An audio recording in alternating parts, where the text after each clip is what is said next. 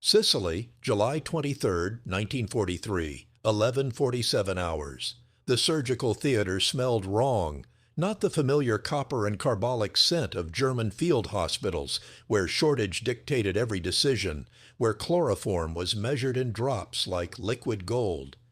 This American tent reeked of abundance, the sweet, almost cloying odor of ether flowing freely from gleaming canisters, the sharp tang of fresh rubber gloves pulled from unopened boxes, the antiseptic bite of solutions used so liberally they puddled on the canvas floor. Dr. Georg Schultz stood in the corner, wrists still bearing the pale rings where British handcuffs had chafed during the long transport from North Africa. His medical bag, confiscated in Tunisia 3 weeks prior, had contained exactly 2 morphine syrettes, 1 partial roll of gauze, and a scalpel he'd resharpened so many times the blade had curved. Now he watched an American surgeon, Captain David Morgan, prepare an operating table laden with instruments Schultz hadn't seen in such quantity since Berlin, before the war devoured everything. On the table, Oberleutnant Friedrich Meissner, 28 years old, Waffen-SS, a jagged fragment of Allied shrapnel buried somewhere in his abdomen. Schultz had examined him an hour before, the rigid belly, the shock settling into those Aryan features like a death mask. A penetrating abdominal injury of this severity meant one thing in the German Medical Corps: morphine for comfort, perhaps a priest, certainly a grave by morning. Outside the tent, 3 American soldiers waited on stretchers. One had lost 2 fingers to a grenade, another bore a through-and-through shoulder wound already bandaged, the third coughed wetly. A pneumonia case, perhaps, or worse. Schultz had assumed the Americans would operate on their own first. It was logical. It was natural. It was what any army would do. Instead, Captain Morgan positioned himself at Meissner's right side, called for a nurse, a woman astonishingly working mere feet from the front lines, and made his first incision with the casual precision of a man who had never known scarcity. Why him? Schultz heard himself ask in careful English, his accent thick as diesel smoke. Why the German first? Morgan didn't look up from the expanding red line beneath his scalpel. Because he'll die in the next 2 hours without surgery. The others have time. It was spoken without drama, without righteousness. A simple statement of medical fact, delivered in the flat Kansas accent Schultz would later learn to recognize. But in that moment, standing in the wrong-smelling tent with its impossible abundance, watching an enemy surgeon prepare to spend precious time and irreplaceable resources on a man who had, until his capture, been dedicated to American destruction, Georg Schultz felt the first hairline fracture appear in the foundation of everything he had believed about the enemy, about the war, about the nature of civilization itself. The Nazi propaganda machine had spent a decade crafting a particular image of Americans, mongrelized, decadent, soft, a democracy so consumed by profit and individualism that it could never match the focused will of the Volk. Schultz had believed it, or enough of it. How else to explain Germany's string of victories? How else to understand the Blitzkrieg's success? Now Captain Morgan was asking for something called penicillin. The drug arrived in a small glass vial carried by a medical corpsman who treated it with no more reverence than a bottle of aspirin. Morgan drew up the dose without hesitation, without calculation of cost, without the haunted arithmetic that governed every medical decision in the Wehrmacht. Schultz had heard rumors of penicillin. German intelligence reported its existence. Some miracle antibiotic the Allies were producing, possibly propaganda, possibly real.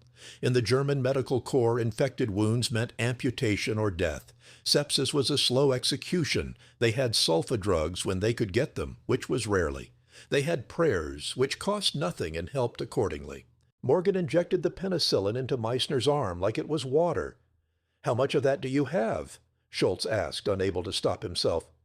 "Enough," Morgan replied, and there was no boastfulness in it, no awareness that he had just shattered an assumption. He said it the way one might say, "Yes, we have electricity," or "the sun rose this morning." A statement of such fundamental reality that it required no emphasis. The surgery lasted 3 hours and 42 minutes. Schultz watched every moment, initially as a prisoner obligated to observe, then as a physician mesmerized by the revelation unfolding before him. Morgan located the shrapnel fragment lodged near the duodenum, a death sentence by German field hospital standards, and extracted it with movements that spoke of practice, of dozens of similar procedures, of a medical system that expected its surgeons to attempt what German doctors would classify as impossible. The anesthesiologist, a young lieutenant whose name Schultz never learned, kept Meissner under with a steadiness that spoke of unlimited supply. No desperate half-doses, no patient writhing through procedures while medics held them down. Just smooth, uninterrupted unconsciousness maintained as long as the surgery required. When Morgan closed the abdomen, he used silk sutures, silk, that pre-war luxury, with the same unhurried precision he'd shown throughout. Then he ordered something that made Schultz's breath catch, a full unit of plasma for transfusion. Plasma. The Germans had it, theoretically. Schultz had seen perhaps 5 units in 2 years of war. It was reserved for the most critical cases, meaning the cases where men were so valuable, high-ranking officers, essential specialists, that resources could be justified. Morgan hung the plasma bag without asking anyone's permission, without consulting a ledger, without calculating whether Meissner's life held sufficient strategic value. "He'll live," Morgan said, stripping off his gloves. They went into a waste bin, disposable, replaced by a fresh pair from an apparently infinite supply. "Barring infection, and the penicillin should handle that. I'll want him monitored every 2 hours. Pulse, temperature, wound drainage." Then, only then, did he turn to the waiting American soldiers.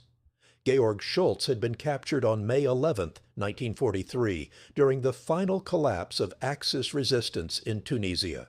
He had graduated from Heidelberg University's medical school in 1934, joined the Wehrmacht Medical Corps in 1939 with genuine idealism: heal the wounded, serve the fatherland, uphold the Hippocratic oath even in war's crucible. He was not SS, not a party zealot, not a man given to speeches about racial destiny, but he had absorbed, as most Germans had, the essential narrative. Germany was besieged, threatened, fighting for survival against enemies both inferior and yet somehow mysteriously powerful. The propaganda had been clear. American soldiers were poorly trained, their equipment shoddy, their medical care third-rate, their mongrel society incapable of the discipline required for modern warfare. Yes, they had industrial capacity. Every German acknowledged that. But quantity couldn't replace quality. Materiel couldn't substitute for spirit. Factories couldn't manufacture the warrior ethos. Watching Captain Morgan save Oberleutnant Meissner, Schultz began to understand the propaganda's most dangerous lie. It had told partial truths in order to conceal the fundamental truth. Yes, Americans had industrial capacity, but the propaganda had framed this as mere numbers, crude mass, the brute force of assembly lines. What Schultz witnessed in that Sicilian surgical tent was something far more threatening. Abundance translated into system, wealth converted into excellence, resources deployed with precision. This wasn't wealthy incompetence. This was wealth weaponized through competence. Over the following days, as Meissner recovered against all German field hospital odds, Schultz observed the full apparatus of American military medicine. Mobile X-ray units that could be set up in hours. Laboratory tents capable of blood typing and basic pathology. Nurses trained to standards that exceeded many German military doctors. Supplies that arrived with such regularity that the Americans discarded items German hospitals would hoard like crown jewels.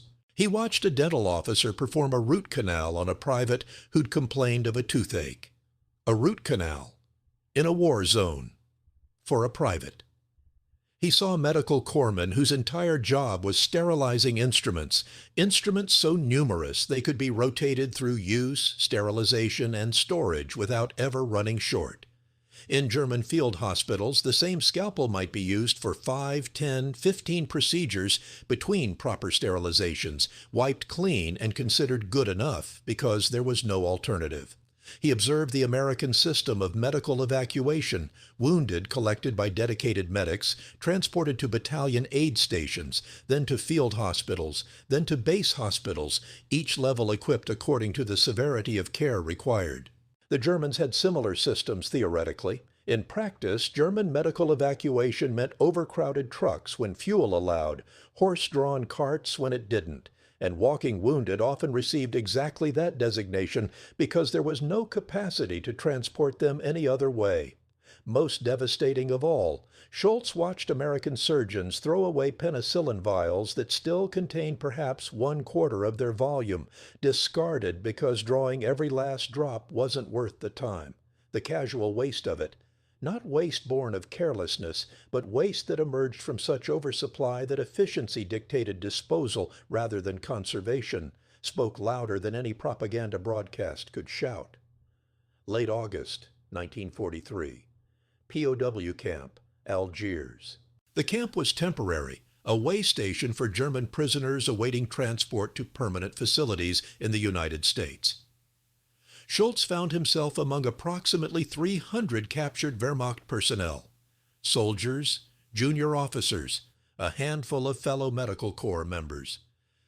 They had been defeated, captured, processed, and were now caught in the peculiar limbo of military imprisonment, no longer combatants, not yet repatriated, suspended in a state that required them to confront, without the distractions of combat, exactly what had happened to them. Dr. Kurt Zimmermann, captured with the 10th Panzer Division near Tunis, had worked in German field hospitals throughout the North African campaign. He was 36 years old, a pediatrician in civilian life, a man whose gentle manner with children had translated poorly to the brutal improvisations of combat medicine. Over thin coffee, American coffee, weak by German standards but available in quantities that still shocked, he described his experience to Schultz and a small group of medical officers. "I performed 42 amputations in 3 months," Zimmermann said quietly, staring into his cup as if reading his own history in the dark liquid. 42 limbs I removed that could have been saved with proper antibiotics, with penicillin. I knew they could be saved because the textbooks said so. The pre-war journals described the procedures. But what good is knowledge without materials? I became expert at cutting away life to save life, and I told myself this was war, this was necessity, this was the price of defending the fatherland. He paused, and in that pause Schultz heard the weight of 42 ghosts. Then I watched an American surgeon spend 4 hours repairing a shattered femur, 4 hours on one leg, using metal pins I'd only seen in peacetime teaching hospitals, taking x-rays from 3 angles to ensure proper alignment, discussing the procedure with 2 other doctors as if they had all the time in the world. The patient was a German corporal, not even an officer, a corporal, and they treated his leg like it was the only leg that mattered, because in that moment, to those doctors, it was. Lieutenant Hans Neumann, a surgeon from Hamburg, added his own observation.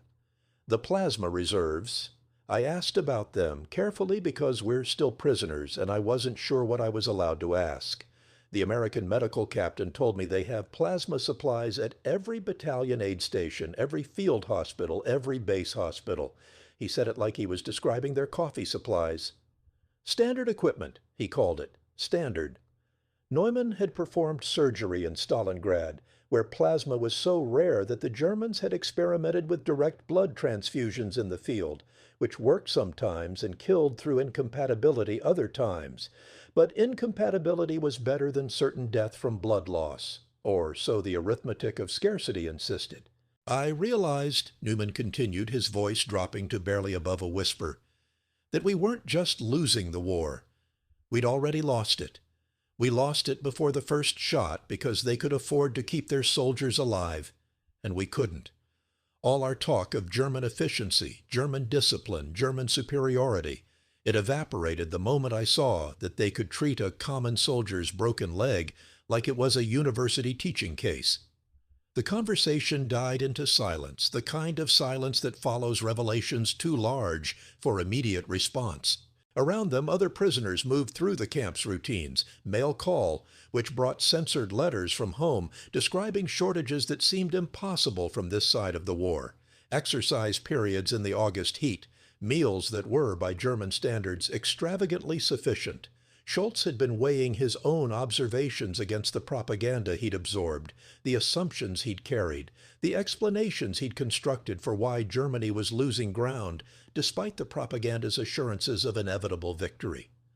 Now, listening to his fellow doctors catalog their realizations, he understood that this wasn't simply a matter of industrial capacity or material advantage. This was a matter of values expressed through systems.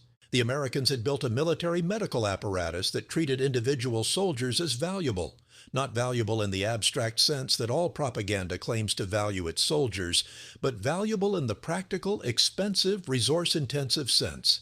They had decided, someone somewhere in the American command structure had decided, that it was worth the cost to save every possible life, regardless of rank, regardless of strategic importance, regardless of whether that soldier would ever return to combat. It was inefficient by German standards, it was expensive by any standard, and it worked precisely because they could afford the inefficiency and the expense. October 1943, POW transport ship, Atlantic Ocean. The transport ship Uruguay carried 843 German prisoners toward the United States. Schultz shared a converted cargo hold with 60 other men, the space cramped but not cruel, the conditions considerably better than troop transports he'd experienced in the Wehrmacht. The Americans had installed proper latrines, adequate ventilation, and, astonishingly, provided medical care for prisoners who fell ill during the voyage. Dr. Max Koch, 41 years old, veteran of the Eastern Front, developed a severe bronchitis 3 days out of Gibraltar. In the German army, bronchitis in a doctor was something you worked through until you collapsed or recovered. Koch had done exactly that through 2 Russian winters, his health gradually deteriorating under the accumulated stress of overwork, malnutrition, and the bone-deep cold of German field hospitals operating without adequate fuel for heating. The American ship's doctor, a Navy lieutenant commander named Patterson, examined Koch with the thoroughness of a peacetime physical. Stethoscope, thermometer, blood pressure cuff. Instruments that worked, that were clean, that were used according to proper medical protocol, rather than the corner-cutting shortcuts scarcity demanded. "Your lungs sound terrible," Patterson said through an interpreter. "Significant inflammation, probably chronic bronchitis with an acute bacterial infection. When did this start?" "Which time?" Koch replied, a bitter joke that didn't translate well. Patterson prescribed a course of sulfa drugs. The Americans apparently had enough to treat enemy prisoners with respiratory infections, and ordered Koch to bed rest in the ship's infirmary rather than the crowded hold. The infirmary was small, intended for the ship's crew, but space was found because the medical indication existed. Over the next week, as the sulfa drugs worked and Koch's breathing eased for the first time in months, he found himself confronting a question that had lurked beneath his medical practice throughout the war. What did it mean that he, a German military doctor, had endured years of chronic illness because German military medicine couldn't spare the resources to properly treat its own medical personnel? While here, on an American ship, as a prisoner, he received better care than he'd had since leaving Berlin. The question had no comfortable answer. The question demolished comfortable answers. Koch shared the infirmary with 2 American sailors, one recovering from an appendectomy, another from a broken arm. He watched them receive care that was routine, expected, unquestioned.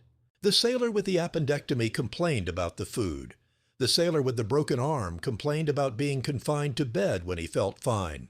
They complained with the casual entitlement of men who had never experienced a medical system that might simply let them die because resources were needed elsewhere. Koch had lost count of how many soldiers he'd sent back to the line with inadequate treatment because the German medical system was quite literally hemorrhaging faster than it could replace supplies. He'd written "fit for duty" on forms when he meant "not dying quite yet." He'd triaged based not on medical need, but on strategic value, because strategic value was the only currency that could purchase care in an economy of scarcity. Now he lay in an American naval infirmary receiving antibiotics and had to confront the possibility that the system he'd served was not simply losing the war, but had been designed, from its fundamental assumptions about human value, to lose. November 1943, POW Camp, Texas. The camp sprawled across former farmland outside a small Texas town whose name Schultz never learned to pronounce correctly. Rows of tar paper barracks, guard towers, barbed wire, the physical infrastructure of imprisonment. But the infrastructure of daily life inside those barbed wire boundaries bore little resemblance to the camps described in German propaganda about Allied barbarity. The prisoners worked, agricultural labor mostly, harvesting crops for American farms depleted of young men by the same war that had brought German prisoners to Texas fields. They were paid a small amount in camp currency. They received mail, censored but regular. They staged theatrical productions, formed orchestras, published a camp newspaper. They ate. God, how they ate. The camp kitchen served 3 meals a day based on American Army ration standards. Those standards designed to sustain soldiers in combat, translated to approximately 4,000 calories daily for prisoners performing agricultural labor. For men who had spent months on Wehrmacht rations that averaged perhaps 2,000 calories, often less during the North African campaign's final chaotic weeks, the American meals represented a daily undeniable confrontation with material reality. Schultz watched his fellow prisoners gain weight. 5 pounds, 10, 15. Some gained 20 pounds in the first 3 months, their bodies responding to consistent nutrition the way drought-stricken plants respond to rain. The physical transformation was visible, measurable, and impossible to attribute to propaganda or circumstance. This was pure biological evidence. The Americans could feed their prisoners better than Germany could feed its soldiers. Dr. Christoph Bauer, who shared Schultz's barracks, received a letter from his wife in December, censored but still legible. She described conditions in Germany, the food shortages growing more severe, the impossibility of finding basic medicines, the way doctors in civilian hospitals were being forced to make decisions based on who had better chances of survival because there simply weren't enough resources to treat everyone. She mentioned in a single devastating sentence that their daughter had undergone a tonsillectomy without anesthesia because there was none available for minor procedures. Bauer read the letter twice, folded it carefully, and placed it in the box where he kept correspondence. Then he walked to the camp's small medical clinic. Prisoners with medical training were allowed to assist the American medical staff and observed the routine treatment of a German prisoner who developed an infected tooth. The American dentist used Novocaine liberally, took x-rays to ensure complete extraction, prescribed antibiotics for the infection, and scheduled a follow-up appointment. The prisoner complained that the Novocaine made his face numb. That evening, Bauer described the scene to Schultz. "My daughter," he said, his voice carefully controlled, "experienced surgery conscious. She remembers the pain. It will probably mark her for life. Meanwhile, Private Hoffman complains that he can't feel his mouth after having a tooth removed, with anesthesia, with antibiotics, with follow-up care." He paused, looking out the barracks window at the Texas landscape, so foreign and so abundant. "We are being buried in evidence," Bauer said finally. "Every meal is evidence. Every medical treatment is evidence. Every piece of mail from home describing shortages is evidence contrasted against plenty. The propaganda told us Americans were weak, undisciplined, mongrel. What they didn't tell us, what they couldn't tell us, is that Americans were rich in ways we literally couldn't comprehend, and they've built their entire war machine around that richness." January to 1944, Camp Medical Clinic, Texas. Lieutenant Otto Richter arrived at the Texas camp in mid-January, part of a transport carrying prisoners captured during the Italian campaign. Unlike Schultz or Zimmerman or most of the medical officers who'd begun questioning their assumptions, Richter remained a committed National Socialist. He was 29 years old, a true believer who joined the SS Medical Corps not from career calculation but from genuine ideological conviction. He believed in German racial superiority. He believed in the necessity of Lebensraum. He believed that Germany's defeats were temporary setbacks in a larger historical destiny. He also arrived with a severe leg wound, a compound fracture of the tibia sustained during the fighting at Monte Cassino, inadequately treated during the chaotic retreat, now infected and threatening to require amputation. The American medical staff at the camp took one look at Richter's leg and immediately arranged transport to the base hospital at Fort Sam Houston in San Antonio. This wasn't camp clinic medicine. This was serious orthopedic surgery requiring resources beyond what the POW camp could provide. Richter, morphine-dulled but conscious, tried to protest. He was a prisoner. He was SS. He had no right to expect complex medical care. The American major who made the transport decision didn't even acknowledge the protest as worthy of response. "You need surgery," the major said through an interpreter. "We'll provide surgery. That's how this works." The operation lasted 6 hours. Orthopedic surgeon Colonel William Harrison, assisted by 2 other surgeons and a full surgical team, cleaned the infected wound, removed necrotic tissue, stabilized the fracture with metal pins, and reconstructed damaged muscle and tendon. They used enough penicillin to treat 20 German soldiers by Wehrmacht standards. They used enough anesthesia that Richter experienced the surgery as a complete blank, awakening to find his leg still attached, bandaged, elevated, with a nurse checking his vital signs and asking if he needed pain medication. The morphine they gave him was measured and precise, adequate without excess, administered at regular intervals determined by medical need rather than supply considerations. Over the following week, as the surgery site healed and the antibiotics conquered the infection, Richter experienced medical care at a level he'd only read about in pre-war journals. His surgeon made daily rounds. Actual daily rounds, not the hurried visits that Wehrmacht doctors managed when possible. Harrison examined the wound, checked the pin placement via X-ray, adjusted medications, and discussed the recovery timeline with the calm professionalism of a man who expected his patients to recover because the system supported that expectation. Richter's leg healed, not perfectly. The original injury had been too severe for perfect healing, but functionally. He would walk. He would walk without significant limp. The leg that would have been amputated in any German field hospital in January 1944, when German medical resources had deteriorated to crisis levels, remained attached and functional because American medical resources operated in a different universe of possibility. This was the first time Lieutenant Otto Richter, SS medical officer, committed National Socialist, true believer in German destiny, confronted a contradiction he couldn't rationalize away. The Americans, the mongrel democracy, the degenerate culture, the enemy the propaganda had taught him to despise, had saved his leg using resources and expertise that the supposedly superior German medical system couldn't approach. He didn't abandon his ideology immediately. Belief systems constructed over years don't collapse in a moment, but the fracture, like the fracture in his tibia, had been created, and fractures properly examined reveal the structure of what broke. March 1944, Camp Library, Texas. The camp library occupied a converted barracks, its shelves stocked with books approved by camp authorities, German classics, some English language texts, technical manuals for prisoners wishing to study trades.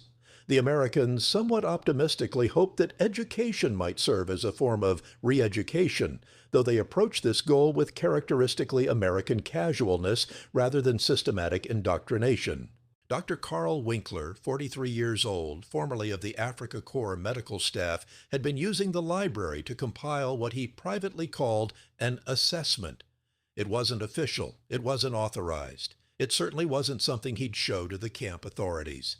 But over months of imprisonment, observation, and conversation with fellow medical officers, Winkler had been documenting a comparison between German and American military medical systems. The document ran to 37 handwritten pages. It covered supply chains, evacuation procedures, pharmaceutical availability, surgical capabilities, personnel training, equipment quality, and resource allocation. It was, in essence, a detailed autopsy of German military medicine performed by a doctor who'd spent 4 years watching the patient die. Winkler's conclusion, stated in the dry language of medical analysis, amounted to a devastating verdict. Germany had lost the war in the planning stages. The industrial gap wasn't simply a matter of production capacity, although American capacity to produce penicillin alone exceeded Germany's production of all antibiotics combined. The gap was systemic, philosophical, a difference in fundamental assumptions about what resources were worth expending to save individual lives. American military medicine operated from a premise of abundance, enough supplies to treat everyone, enough personnel to specialize, enough infrastructure to evacuate wounded through multiple echelons of care. German military medicine operated from a premise of scarcity, constant triage, constant sacrifice, constant calculation of who deserved resources and who didn't. Winkler noted that this difference reflected deeper cultural assumptions. The Americans, with their democratic ideology and their individualistic culture, had built a military system that treated each soldier as irreplaceable, not strategically irreplaceable, but humanly irreplaceable. The Germans, with their Volkisch ideology and their emphasis on collective destiny, had built a military system that treated soldiers as ammunition, valuable in aggregate, expendable individually. One system could afford to spend 6 hours saving Lieutenant Otto Richter's leg. The other system would have amputated in 30 minutes and moved on to the next patient. One system won, the other didn't. It's not really about medicine, Winkler said during one evening discussion in the library, showing his assessment to Schultz, Zimmerman, and several other medical officers. Medicine is just the most visible evidence because we're doctors and we notice these things. But the same pattern holds everywhere. Food, fuel, ammunition, equipment. They have so much that they can afford to be humane. We had so little that we couldn't afford humanity, even when we wanted it. Hans Neumann, reading through the pages, nodded slowly. The propaganda told us that their wealth made them soft. But wealth made them able to sustain a war better than we could. Poverty doesn't build character when you're fighting against someone who can outproduce you 10-1 and outspend you 20-1. The assessment circulated quietly among the camp's medical officers over the following months. It was never shown to the Americans. It was never intended for publication. But it represented something crucial. A group of intelligent, trained, observant men systematically documenting the gap between propaganda and reality, between what they'd been told about the enemy and what they'd experienced. For men like Schultz, who'd begun questioning in that Sicilian surgical tent, the assessment confirmed what observation had already taught. For men like Richter, who still clung to shreds of ideology, it planted seeds of doubt that would germinate slowly, resistant, but ultimately inevitable. June 1944, Camp Medical Clinic, Texas. The news from Europe arrived in fragments, censored letters, carefully worded camp newspapers, occasional comments from American guards who perhaps said more than they intended, the Allied invasion of France, the Wehrmacht's resistance, the grinding, bloody progress of armies clashing while, in Texas, German prisoners harvested wheat and staged productions of Goethe plays. For the medical officers, the war news carried particular weight. They knew better than most prisoners what conditions must be like in German field hospitals now. They knew the supply situation had been deteriorating even during their capture in 1943. They knew that Germany's pharmaceutical industry had been targeted by Allied bombing. They knew, with the certainty of professional expertise, that German military medicine was operating in crisis mode, if it was operating at all. Dr. Kurt Zimmerman received a letter from a colleague, another Wehrmacht surgeon still serving on the Eastern Front. The letter was heavily censored, but enough remained to paint a picture. Surgeries without anesthesia becoming routine, wounded men dying from infections that penicillin would have prevented, amputation rates climbing because there were no resources for limb-saving procedures. The colleague wrote in a sentence that survived the censors, "I envy your capture." Zimmerman read those 4 words multiple times, trying to parse their meaning and finding it horribly clear. His colleague, still fighting, still serving, still nominally on the winning side, envied him for being a prisoner, envied him for the medical care available in captivity, envied him for the food, envied him for the absence of the daily moral compromise that came from practicing medicine without adequate resources. That evening, Zimmerman shared the letter with the informal group of medical officers who'd been meeting regularly in the camp library. The group had grown from the original handful to perhaps 20 doctors and medics, men who'd found in these discussions a way to process the psychological and ideological upheaval of their imprisonment. "We're better off than our colleagues who are still fighting," Zimmerman said, and the statement hung in the air like an indictment. "Not because we're safer, though we are, but because we have access to medicine, real medicine, the kind we trained to practice before the war consumed everything." Lieutenant Otto Richter, whose leg had healed to the point where he walked with only a slight limp, spoke up. He'd been attending these meetings for several months now, mostly silent, listening rather than participating. His SS uniform had been replaced by standard prisoner clothing. The Americans didn't segregate SS prisoners from Wehrmacht, but his ideological commitment remained visible in his resistance to the group's emerging consensus. "This is defeated thinking," Richter said, though his voice lacked conviction. "We're allowing comfort to corrupt our judgment. Yes, the Americans have resources, but resources aren't everything. Spirit matters. Will matters. Germany has survived worse than this." "Has it?" Schultz asked quietly. He'd grown thinner during imprisonment despite the adequate food, as if the weight of revelation had consumed him physically. "Tell me, Otto, when in German history did we face an enemy with 10 times our industrial capacity, unlimited access to raw materials, and a population that wasn't starving? When did we face an enemy who could afford to practice medicine the way it should be practiced, while we were cutting corners that killed people?" Richter didn't answer. He looked at his leg, the leg that shouldn't be there, the leg that existed because American medical abundance had overruled German medical necessity. "My daughter," Christoph Bauer said softly, "had surgery without anesthesia, while I, a prisoner, receive morphine for a headache if I ask for it. Explain that. Explain how that serves German destiny, or German greatness, or any of the things we were told justified the war." The silence that followed was the sound of ideology dying, not all at once, not completely, but incrementally, death by 1,000 small realizations accumulated over months of evidence. August 1944. 1 year after Sicily, Georg Schultz marked the anniversary privately without ceremony. 1 year since he'd stood in that surgical tent watching Captain David Morgan save Oberleutnant Friedrich Meissner's life, based purely on medical triage, nationality be damned. 1 year since the first fracture appeared in his understanding of the war, the enemy, the world.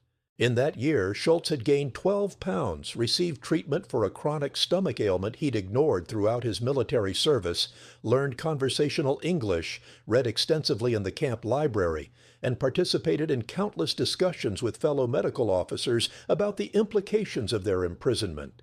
He'd also written letters home, censored, limited to personal matters, trying to convey to his wife what couldn't be directly stated, that the war was lost, that it had always been lost, that German defeat was written in the industrial capacity gap and manifested daily in every comparison between German shortage and American abundance. Most significantly, Schultz had begun thinking about the future. Not the immediate future of the war's end and eventual repatriation, but the longer future of what German medicine might become after the war. The Americans clearly weren't interested in imposing their system through force. Their approach to prisoners was too casual, too decentralized for systematic indoctrination. But they were demonstrating, simply by operating their medical system in front of trained observers, what medicine could accomplish with adequate resources and proper priorities. In the camp library one evening, Schultz found himself in conversation with Hans Neumann about this question. Neumann had been exploring similar thoughts, frustrated by the implications. "We can't simply import their system," Neumann said. "Germany won't have American wealth after the war. We'll be lucky to have food. But we can import their principles, the idea that individual lives are worth extensive resources, that triage should be based on medical need rather than strategic value, that systematic approach and adequate training matter more than improvisation and heroic sacrifice." "If we're allowed to," Schultz replied, "the Allies will occupy Germany. They'll have opinions about how German institutions should be restructured. Then we work with them." This from Otto Richter, who joined the conversation late. His presence still created subtle tension, Some prisoners never quite trusted an SS officer, regardless of his apparent ideological evolution, but Richter had become a regular participant in these discussions, his transformation from committed Nazi to something else was incomplete but undeniable. Work with them, Neumann asked, eyebrows raised. Learn from them, Richter clarified. They're not monsters. That was propaganda. They're not supermen either. That's also propaganda. They're doctors and soldiers operating within a system that has enough resources to be humane. If Germany rebuilds, we should rebuild with that principle in mind. Enough resources to make humanity possible rather than optional. The statement represented a complete reversal from the man who'd arrived 9 months earlier, still clutching the remnants of National Socialist ideology. Schultz studied Richter's face, seeing the tension there, the intellectual acceptance fighting against years of conditioning, the evidence overwhelming, but the surrender painful. Your leg, Schultz said gently, understanding what that leg represented. Every day you walk on it, you're walking on evidence. Richter's hand moved unconsciously to his thigh, touching the place where American pins held German bone together. Yes, he said finally, every day. October 1944, Camp Administrative Office, Texas. The request was unusual enough that it required approval from the camp commander, Colonel James Mitchell. Dr. Carl Winkler, through proper channels and with appropriate deference, had asked permission to organize a series of lectures on military medical practices, specifically comparative analyses of German and American approaches to combat medicine. Mitchell, a career officer who'd served in field hospitals during the First World War, understood immediately what Winkler was proposing. Not propaganda, not indoctrination, but professional education using the prisoner's own experiences as curriculum. The proposal aligned with American policy encouraging prisoner re-education through exposure to democratic practices, though Mitchell suspected Winkler's motivations were more practical than ideological. Permission was granted with 2 conditions. Lectures must be conducted in English to allow American medical personnel to attend if interested, and all materials must be submitted for review to ensure nothing compromised security. The first lecture took place on a cool October evening in the camp recreation hall. Approximately 40 German prisoners attended, medical officers, medics, a few soldiers with medical interests. 3 American medical personnel also came, the camp's senior medical officer, Major Robert Chen, and 2 nurses curious about what a German military surgeon might say about his experiences. Winkler spoke for 90 minutes, using a chalkboard to sketch organizational charts and statistical comparisons. His English, heavily accented but comprehensible, carried the careful precision of a man translating technical concepts. He began with the structure of Wehrmacht medical services, describing the official organization, and then, more tellingly, describing how that organization had functioned, or failed to function, under conditions of scarcity. Then he presented American medical organization as he'd observed it. The supply chains, the evacuation procedures, the staffing levels, the equipment standards. He wasn't praising or condemning. He was analyzing, comparing, drawing conclusions based on observable evidence. The fundamental difference, Winkler said, pointing to 2 columns he'd drawn on the chalkboard, is that German military medicine was designed for efficiency and scarcity, while American military medicine was designed for effectiveness and abundance. When resources are limited, you optimize for rapid decision-making and acceptance of loss. When resources are sufficient, you optimize for maximum survival and recovery. These aren't moral differences. They're systemic responses to different material conditions. He paused, surveying the room. Most German prisoners were nodding, recognizing their own experiences in his analysis. The American medical personnel were listening with the focused attention of professionals encountering useful perspective. What we failed to understand, Winkler continued, his voice dropping slightly, was that American abundance wasn't a weakness to be exploited, but a strength that would overwhelm us. We mocked their materialism while they were building supply chains that could deliver penicillin to field hospitals in quantities we couldn't imagine. We celebrated our efficiency while they were creating systems where efficiency meant saving lives rather than accepting deaths. Major Chen raised his hand, a gesture that seemed to surprise Winkler. Americans didn't stand on ceremony the way German officers did. Dr. Winkler, you mentioned acceptance of loss as a feature of German military medicine. Can you elaborate on how that manifested in practice? Winkler was silent for a long moment, and in that silence every German prisoner in the room understood what he was calculating. How much truth to tell, how much professional failure to acknowledge, how much shame to expose before these Americans who demonstrated such professional superiority. We triaged based on strategic value as much as medical need, Winkler said finally. An officer with moderate wounds received treatment before a private with severe wounds if we had limited resources, and both couldn't be saved. We performed amputations that might have been avoided because we lacked antibiotics or time or surgical capacity. We sent men back to combat who should have been hospitalized because we needed manpower more than we needed those individual men to be healthy. We made decisions that, by peacetime medical standards, were malpractice, and we made them daily because the alternative was military collapse. The confession hung in the air. Kurt Zimmerman, sitting in the front row, felt his throat tighten. He'd made exactly those decisions. They all had. Every German military doctor in the room had compromised medical ethics for military necessity, and they'd told themselves it was duty, sacrifice, pragmatism, anything but the simpler, more devastating truth that the system couldn't afford humanity. "Did you have any alternative?" Chen asked, and his tone wasn't accusatory. It was the question of one professional to another, genuinely curious about the constraints that had shaped those decisions.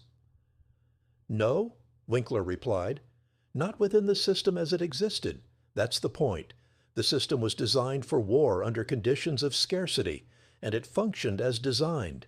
But now, having observed your system, I understand that scarcity wasn't inevitable. It was a failure of industrial capacity, of resource allocation, of strategic planning.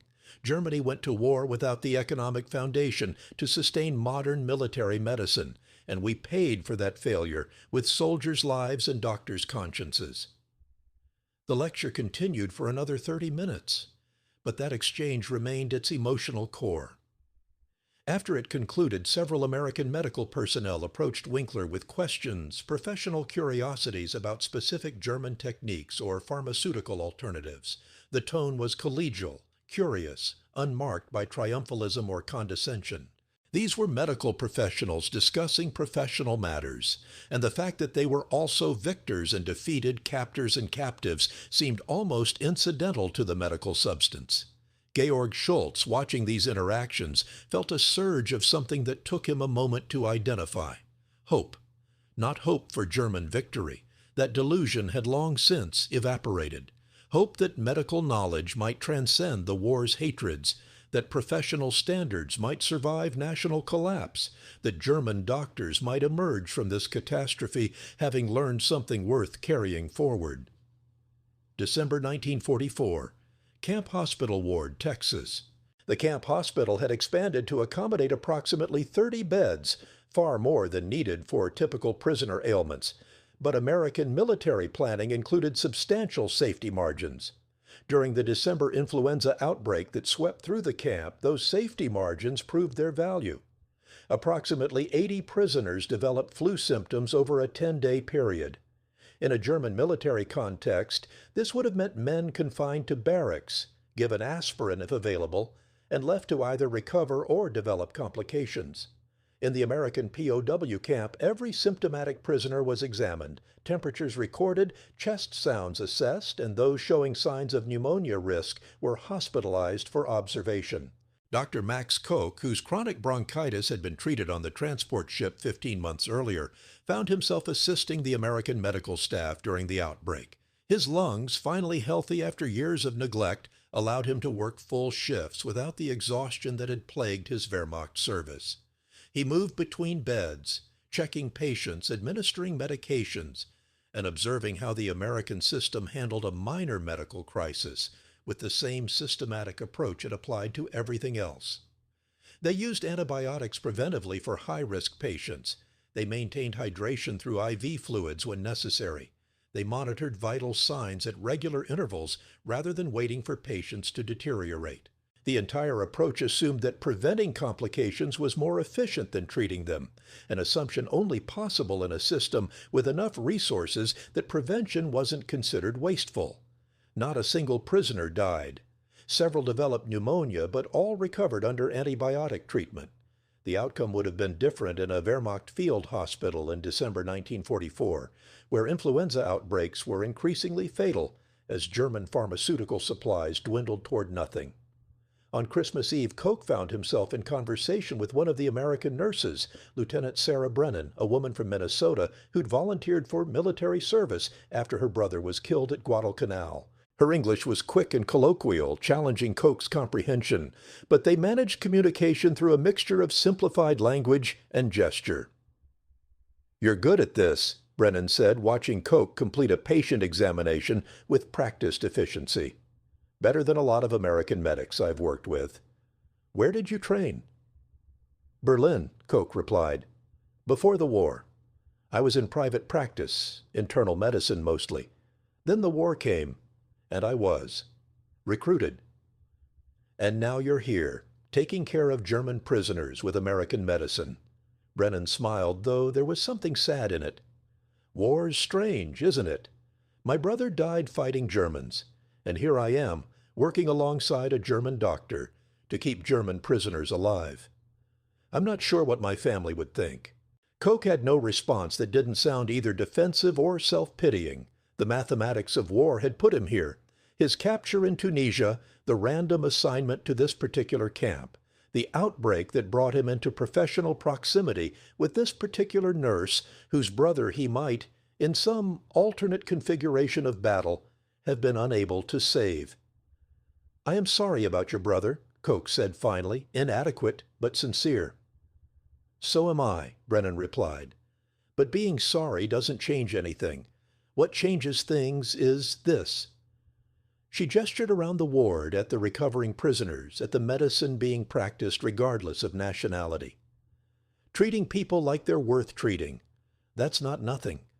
After she left to continue her rounds, Koch sat for a long moment considering her words. The American system, the abundance, the systematic approach, the assumption that lives were worth extensive resources, wasn't propaganda or strategic manipulation.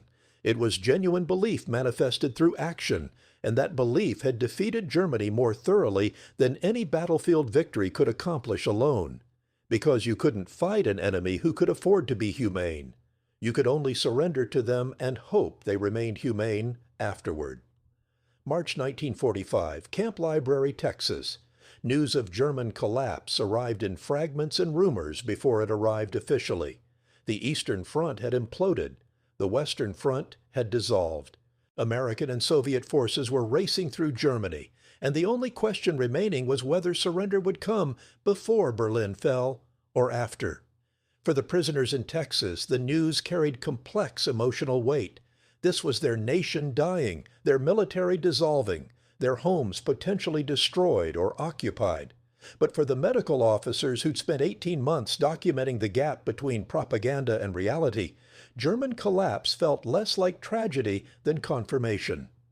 Hans Neumann received word through official channels that his wife and children had survived the bombing of Hamburg, but were living in conditions of near starvation. The Red Cross message was brief, censored, but clear. They needed food. They needed shelter. They needed medical care that wasn't available. Meanwhile, Neumann sat in a Texas POW camp, eating 3 meals a day, and enjoying better health than he'd had in 5 years. The guilt was crushing. The relief was crushing. The cognitive dissonance of surviving in comfort while his family suffered was crushing. And underlying all of it, the knowledge that this was Germany's defeat, manifested at the most intimate personal level. His family hungry while their enemies' prisoners ate well.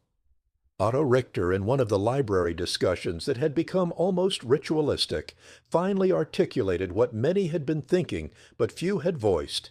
We deserved to lose. The statement drew immediate response. Several prisoners bristled. Deserved was such a loaded word, implying moral judgment rather than strategic assessment. But Richter, who'd traveled furthest from his ideological starting point, pressed forward. I don't mean morally, though there's that too. I mean systematically. We built a system based on scarcity and sacrifice and told ourselves it was strength. We mocked the Americans for their wealth while planning a war that required wealth to win. We celebrated our soldiers' willingness to die while they were building medical systems designed to keep soldiers alive. Of course we lost. We couldn't have won. The mathematics didn't allow it. Georg Schultz, who'd been quietly listening, added his own observation. The propaganda prepared us for the wrong war. They told us we'd be fighting soft, undisciplined, mongrel Americans who couldn't match German spirit. Instead, we fought competent, well-supplied, systematically organized Americans who had enough spirit and enough resources to overwhelm us. They didn't need to be supermen. They just needed to be good enough and have 10 times our capacity, which they did. Carl Winkler, still working on his assessment, now expanded to 70 pages and growing, nodded agreement. The tragedy is that intelligent people in Germany must have known this. Someone in the general staff must have calculated the industrial ratios. Someone in the medical corps must have understood that we couldn't sustain combat medicine without pharmaceutical supplies we didn't have. But the system had its own momentum, and questioning it was treason. So we went to war anyway and called the doubters defeatists. The discussion continued long into the evening, a wake for an ideology that most of these men had in varying degrees believed. They were Germans. They would remain Germans. But they could never again be the Germans they'd been before capture, before observation, before the daily accumulation of evidence that demolished propaganda and revealed reality. May 8, 1945. V-Day, Camp Recreation Hall, Texas. The announcement of German surrender came through official channels. General Alfred Jodl had signed the instrument of surrender at Reims. The war in Europe was over. Germany had been defeated utterly, unconditionally, completely. The camp commander, Colonel Mitchell, addressed the assembled prisoners through an interpreter. His tone was neither triumphant nor sympathetic. It was factual, almost bureaucratic. The war had ended. Prisoners would remain in custody pending repatriation procedures that would be determined by Allied authorities. In the meantime, camp routines would continue as before. After the announcement, prisoners dispersed to process the news privately or in small groups. There were no celebrations among the Germans. What was there to celebrate? But there was also, Schultz noticed, relatively little despair. Perhaps despair required surprise, and no one in this camp had been surprised by German defeat. They'd been watching it approach for months, measuring it in the gap between their own treatment as prisoners and the conditions described in letters from home. In the camp library that evening, the core group of medical officers gathered for what felt like both a funeral and a planning session. Germany was dead in its Nazi form. What would replace it was unknown. But these men, doctors, trained observers, witnesses to the power of systematic abundance, had been discussing for months what principles they might carry forward from imprisonment into whatever post-war Germany emerged. "We'll be occupied," Kurt Zimmermann said, stating the obvious. "The Americans will occupy Western Germany. The Soviets will occupy the East. They'll have opinions about how we rebuild." "Let them have opinions," Hans Neumann replied. "If their opinions include building a medical system that actually functions, I'll embrace those opinions gladly. I'm done with scarcity medicine. I'm done with triage based on political value. I'm done with watching people die because the system can't afford to save them." Christoph Bauer pulled out a letter from his wife, arrived just 2 days prior. "She says the Americans have arrived in our city. They're distributing food. They've set up medical clinics. She took our daughter, the one who had surgery without anesthesia, to an American military doctor who examined her for free and gave her vitamins. Vitamins for free to German civilians whose country just tried to destroy them." He paused, his voice thick with emotion that couldn't quite be classified as any single feeling. Gratitude, shame, relief, confusion, all mixed together. "That's what defeats us finally," Bauer continued. "Not their bombs or their armies, though those were sufficient. Their generosity. They can afford to be generous even to enemies. What do you do with that? How do you maintain hatred against people who feed your children?"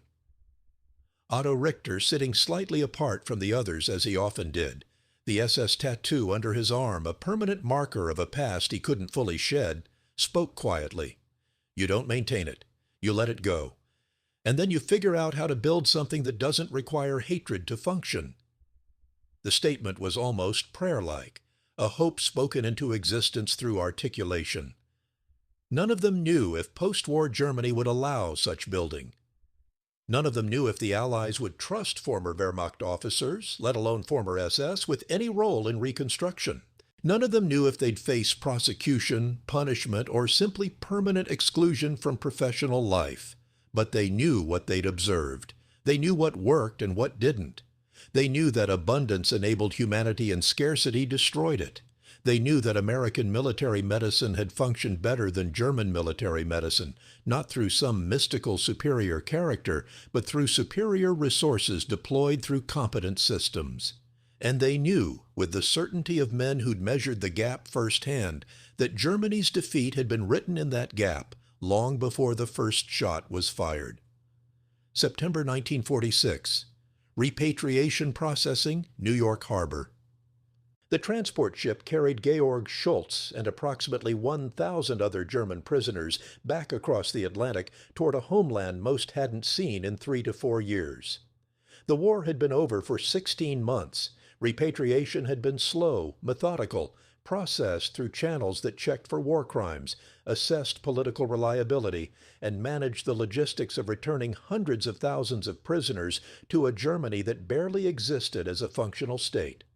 Schultz stood at the rail as the American coastline receded, thinking about the journey that had brought him to this moment.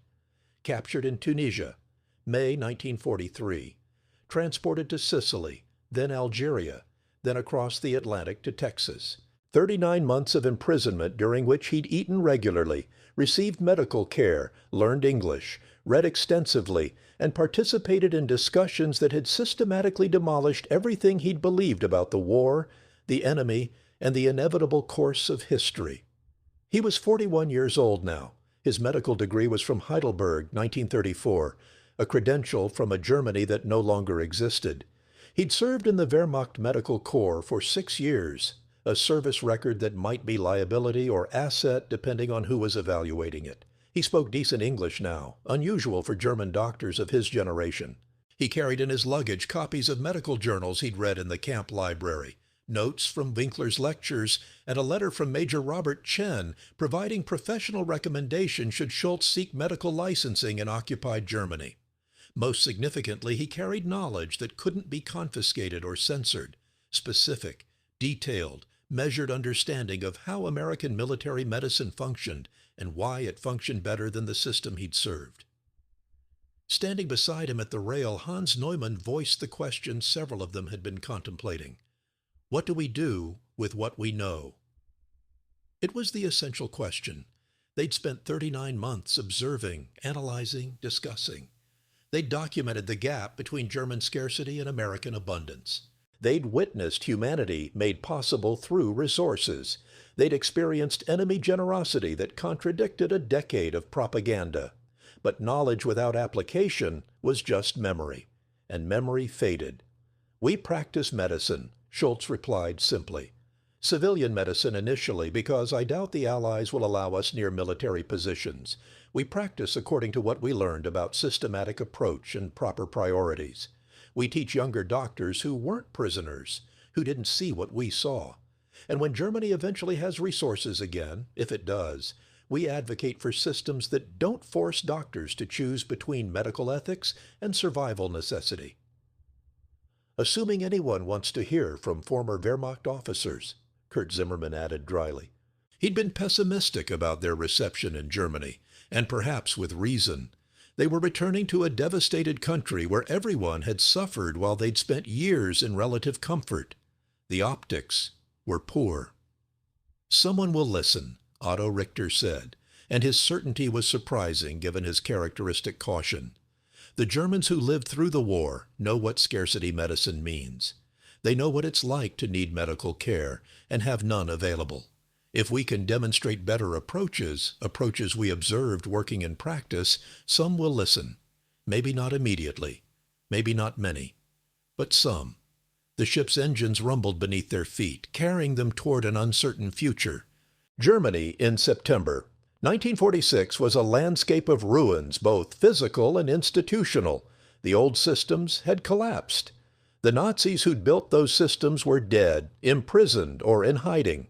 The Allied occupation authorities were trying to rebuild functioning governance from rubble and traumatized population.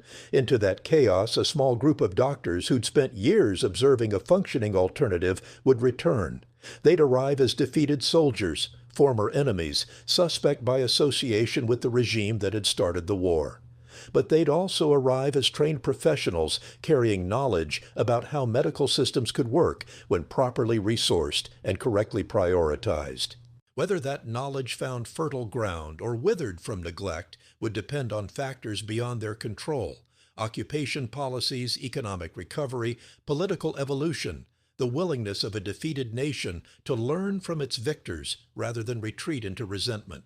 But the knowledge existed. It had been transferred through observation, through thousands of small moments of comparison between scarcity and abundance, between what had been and what could be.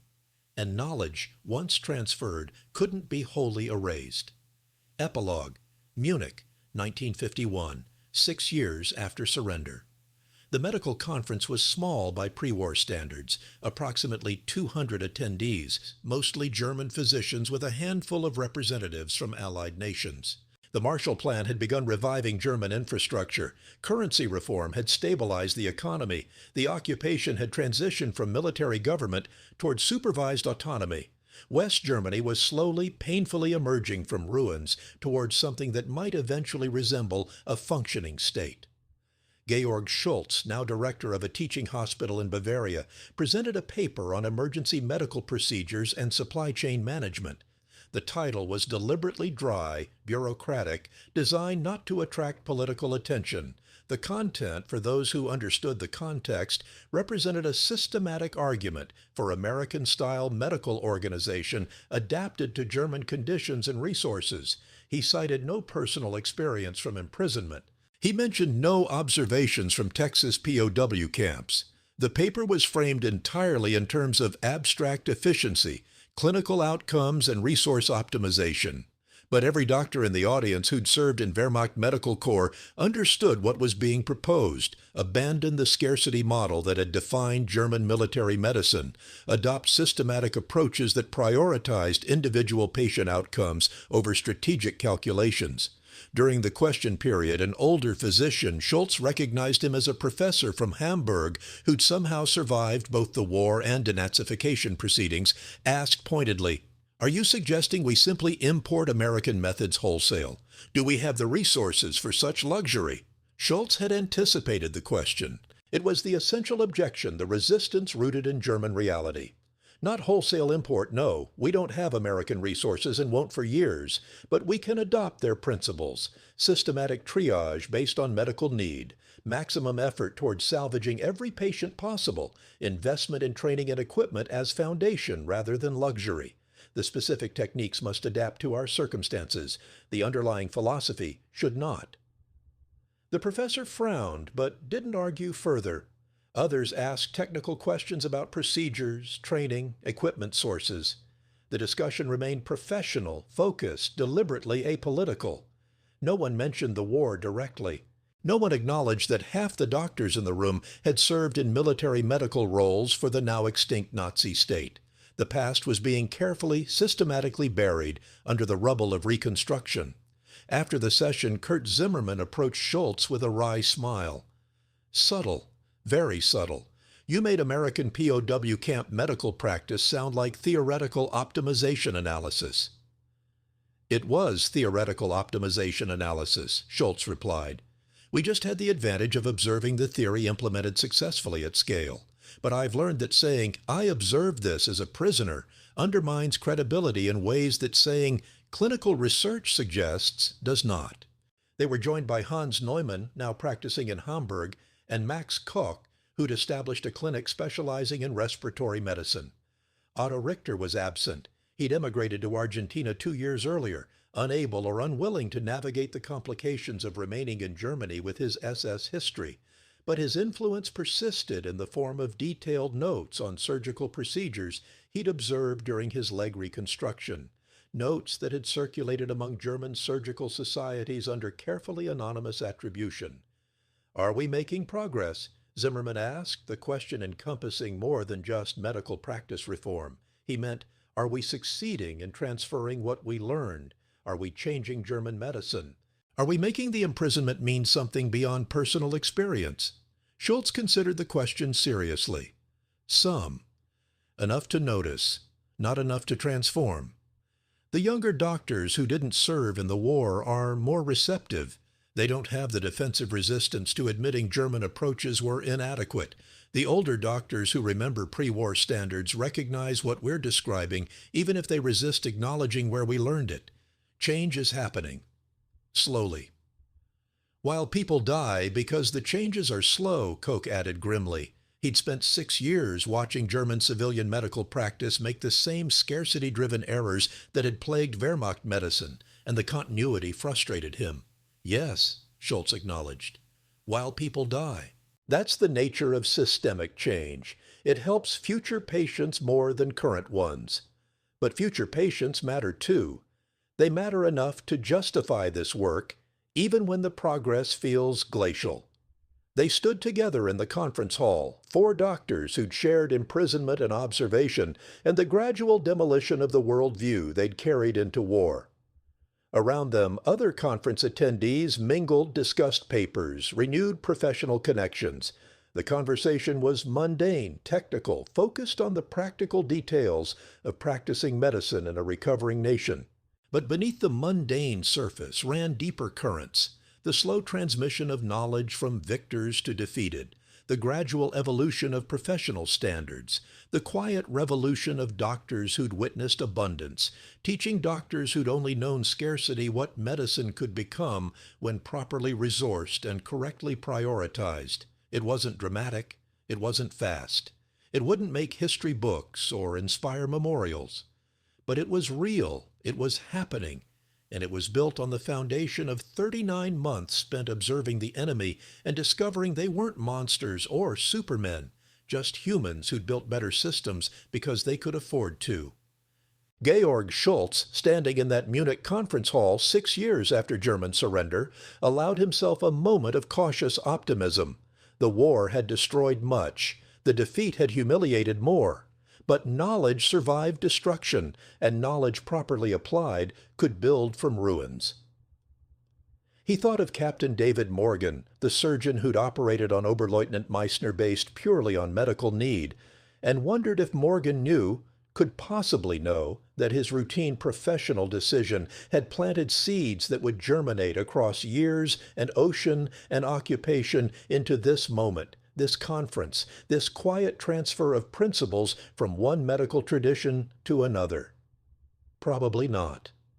Morgan had been doing his job according to the standards his system enabled. That was the point, ultimately. The system mattered more than individual heroism. Good systems allowed routine competence to save lives. Bad systems made even heroic effort insufficient. Germany was slowly, painfully learning to build good systems. And a small cadre of doctors who'd witnessed good systems functioning under impossible circumstances, enemy doctors treating enemy prisoners with enemy abundance, were helping teach that lesson, one paper, one conference, one carefully phrased argument at a time. It was enough. It had to be enough. Because the alternative was accepting that those 39 months of observation had meant nothing, changed nothing, accomplished nothing beyond individual survival. And Georg Schultz, standing in Munich in 1951, refusing that alternative, continued the work of translation, transforming witness into knowledge, knowledge into practice, practice into system, system into change that would outlive memory and justify, perhaps, the strange mercy of abundance extended even to enemies.